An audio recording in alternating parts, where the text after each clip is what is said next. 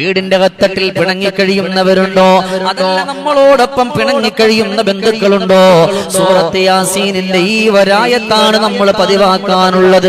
അവരെന്നോട് മിണ്ടണം, അവരെന്നോട് സംസാരിക്കണം, അല്ലാഹുവിന്റെ ഭാഗത്ത് എനിക്ക് വിജയിക്കാൻ പറ്റണമെന്ന് പറഞ്ഞ് സുബ്ഹാനല്ലദീ ബിയദിഹി മലകൂതു കുല്ലി ശൈഇൻ വ ഇലൈഹി തുർജഊൻ.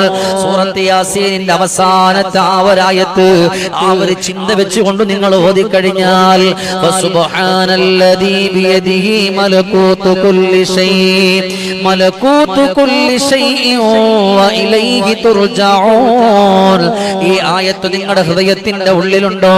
നിങ്ങളോട് പിണങ്ങിയവർ നിങ്ങളോട് മിണ്ടും, നിങ്ങളോട് വഴക്കിട്ടവർ നിങ്ങളോട് സലാം പറയും, അത് നിങ്ങളോട് കടന്നു വരും. ഞാൻ ഈ പറയുന്നത് നിരീശ്വരവാദികളോടും മറ്റൊന്നുമല്ല, മുഅ്മിനായ റബ്ബിനെ കൊണ്ട് വിശ്വസിക്കുന്ന ആളുകളോടാണ്. അല്ലാഹുവിന്റെ കലാമാണ് പറയുന്നത്.